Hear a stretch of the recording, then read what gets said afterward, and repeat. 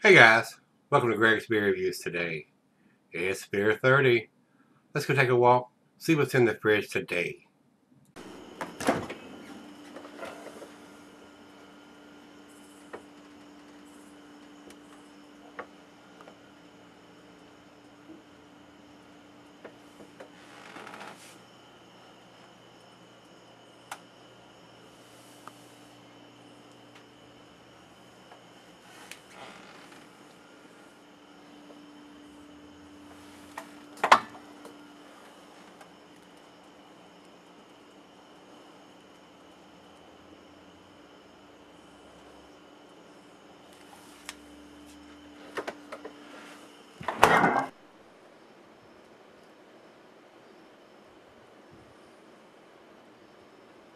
Hey everybody, thanks for stopping by Gregsbeerreviews today. This ought to be a big treat, especially for me, this guy. This is Thirsty Dog's Siberian Night Imperial Stout, aged in bourbon barrels. Now guys, I think I've done the regular version of this. This is the barrel aged version of this. And it is a big beer, 11%. It says here on Rate Beer that it is IBUs are 62. I don't know if it has it here. Let's see. It says here, yep, best served at 44 degrees. IBUs are 58. It's 10.9% alcohol by volume. So the alcohol and the IBUs are wrong on Rate Beer. They need to update their site. Over to Beer Advocate. Beer Advocate says 10.90, which is correct, but they don't have the IBUs listed here. And basically, the commercial description or the description on the bottle is the same that it's written down here. And it says, we took our award-winning Siberian Night Russian Imperial Stout and aged it for 11 months. That's a long time. In fresh bourbon barrels. Fresh bourbon barrels. That means it's not had beer in it before. The result blew us away. The dark chocolate malt yields a milk chocolate flavor that blends perfectly with the vanilla flavor from the barrel. The bourbon aroma adds the finishing touch. It says the 2013 vintage is 10.9% and 58 IBUs. I did not see a date on the bottle. It looks like it may have had some kind of attempt to be stamped on the label here in the upper left-hand corner, but I cannot read it, guys. I cannot read it. And I think I bought this one in North Carolina when I went down through there in April. But being an 11%er, or 10.9, that's pretty damn close to 11%. This beer is going to keep for a long, long time. It's got a nice full wrapper, and it's fairly loose. Should come off in one piece. Not like your Avery beers where it comes off in little teeny bitty pieces, or something that's dipped in wax where you got to cut and peel and try to get all that off without it getting down into your beer.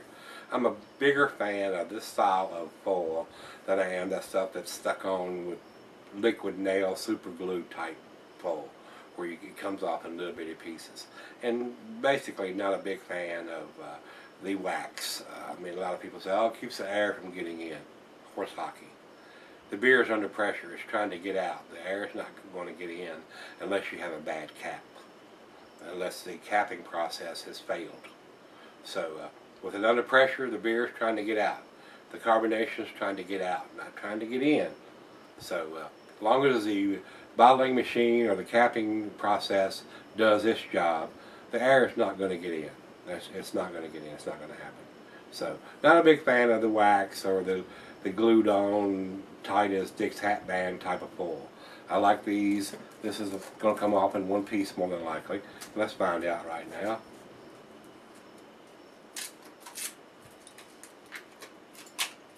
That's how it should come off, guys. That's the way it should be done. Not come off in little teeny bitty pieces.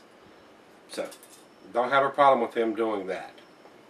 Got their standard Thirsty Dog dog with a beer mug in his mouth on the top. Nice green color on this one. I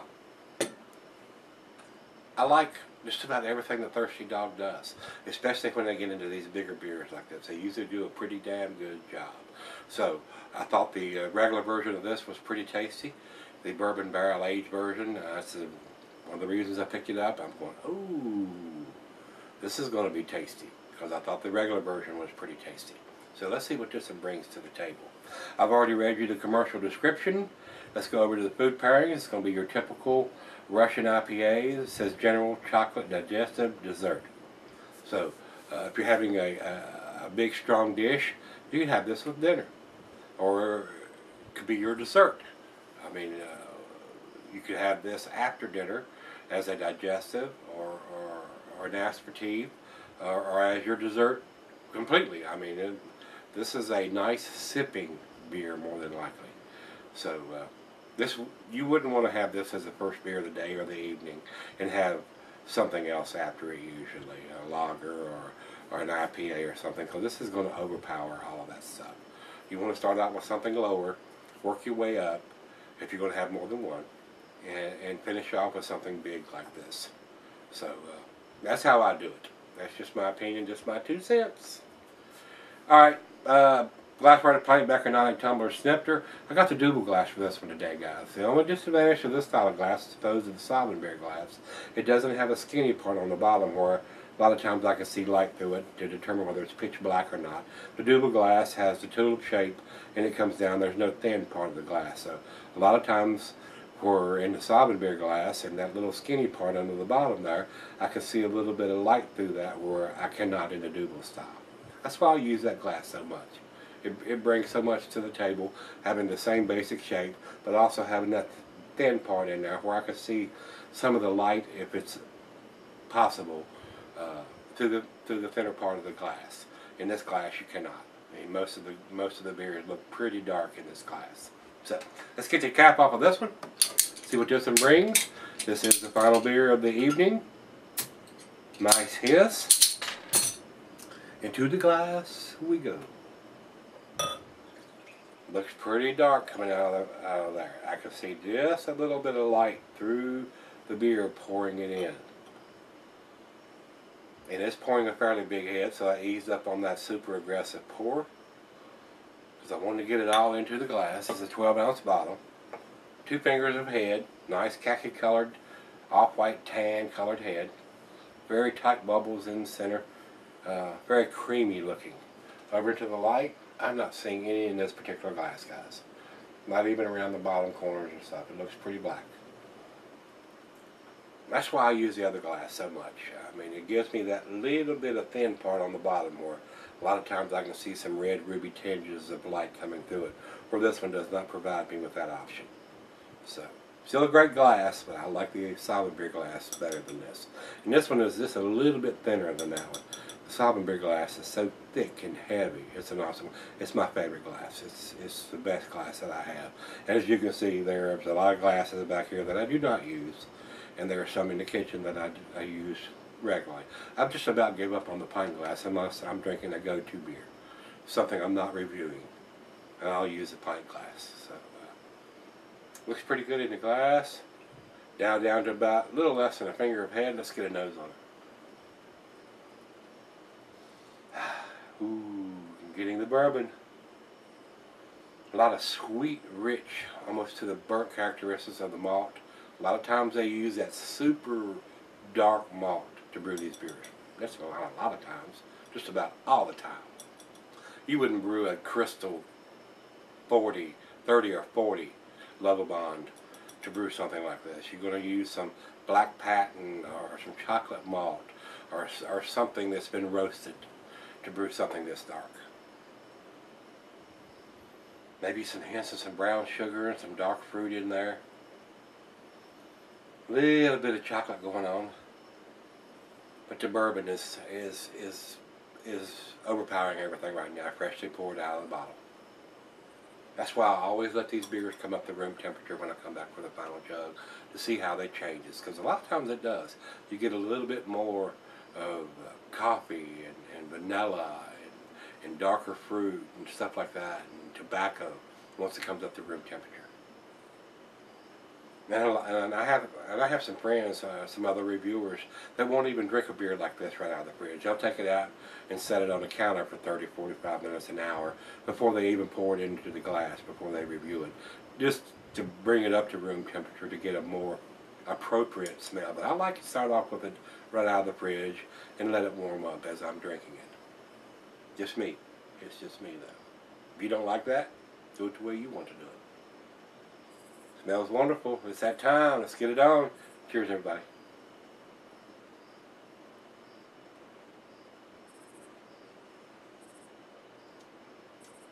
Wow. The bourbon is off the chain, guys. 11 months in a barrel, in a fresh barrel, really gives it the heavy bourbon taste.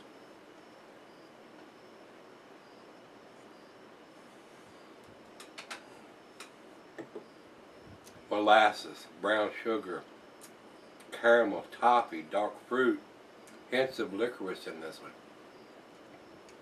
Maybe a little bit of tobacco.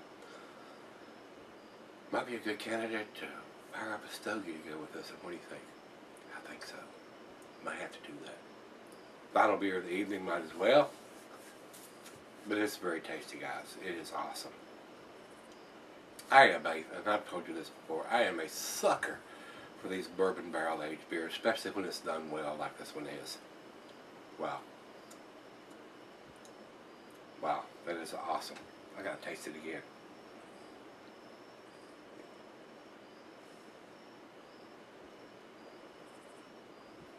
Small sips. Enjoy it. Don't suck this down. Don't chug this down. Sip on it. Take your time. Drink it over 35, 45 minutes, even an hour to drink all of this and enjoy it. These are not cheap beers. A lot of these bourbon barrel aged beers are fairly pricey. And most of the time, not all the time, but most of the time they'll come in 4-packs because they are a little bit more pricey. It costs a little bit more to do this style of beer, being this big of a beer, and then on top of that being in a bourbon barrel aged and sitting somewhere, taking up space for 11 months before they bottle it. So that's the reason those beers are pricier. But you know, I don't have a problem paying $8 to $15 depending on the beer and the ABV and how long it's been in a bourbon barrel. Don't want to be paying $30 for a 12-ounce bottle. That's a little bit of a gouge, in my opinion. When there are beers out there that cost that kind of money, especially if it's in a bomber instead of a 12-ounce bottle. So, and I don't remember what I paid for this beer, but I don't think it was cheap. It was probably at least a $10 beer for a 12-ounce bottle. And I don't have a problem with that, because I don't drink these all the time. I don't drink them every day. These are beers that you want to, and even a 12-ounce, you could share this with somebody. Pour half of it in one glass and half in another. Share it with your better half, your girlfriend, or whoever, your boyfriend, or whoever. It doesn't really matter to me. I'm not into any of that, but whoever you choose to share it with, you could, because this is not a macro lager. You're not going to buy 18 or 24 of these for $10 or $15. It's just not going to happen. It costs a lot more to brew these style of beers, and they're what I call special occasion beers. It's, like I said, don't drink them every night. This is something you want to share with somebody special or for a special occasion. But anyway, let's let it warm up, share a couple sips with her, and maybe fire up that stogie like I was talking about and sip on it for about 45 minutes and see where this one ends up. Seems like an A beer right now. I'll be right back. Alright guys, I'm back. I've been sipping on this about 45 minutes. Very, very, very tasty. Very unusual. It looks like they've attempted to put the date on the upper corner of the left side of the upper label, and it's smeared off. That's very unusual for you to be able to smear that ink off on something that's printed on the label like that. So don't know what's up with that, but I'm pretty sure that's what's happened here. I cannot read it at all, guys. Not at all. So they've attempted to put the date on it, but it's been smeared off. So whether somebody put their finger on it while the ink was still wet or whatever happened, I cannot read the date on the bottle. They've attempted, but it's not legible. I cannot read. And it's not so critical on these style of beers that's this big, 11% in Russian Imperial Stout, bourbon barrel aged on top of that. But I would like to be able to read it. I mean, it's if you wanted to do a vertical of this, buy one this year and buy next year's or last year or the year after, and do a side by side, you don't know when the beer was put in the bottle. So I just wish they would write it where it's not easily rubbed off. And they don't have to, you know, I told you this on a couple beer reviews ago, unless the state that they're distributing requires them to put that information on there, they're not required to. So that's just the world we live in the craft beer world. So it's very nice. It's very, very nice beer, guys. Let's do the final chug here. Wonderful bourbon notes on this. Dark fruit, a little bit of brown sugar, some coffee, a little bit of licorice, maybe some tobacco. Very, very pleasant. Very, very pleasant.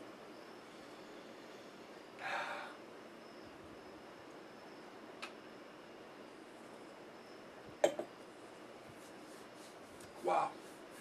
That's delicious. Guys, it is so close to the 10. But I can't read the date on the bottle. I can't read it. It has been smeared off. I'm going to give it to 9 since I can't read the date on the bottle. If you say it's a 10, wouldn't argue with that. If I was spending a numeric rating on this, a 98 or a 99. It's right there. It is right there. I love these style of beers. I really do. Blows my hair back, my socks off, and all that kind of stuff. Over to Beer Advocate, they say 93 in the outstanding range. I think it's a tad better than a 93. And over to Rate Beer says overall 99 and 91 in the style. So 90s all around.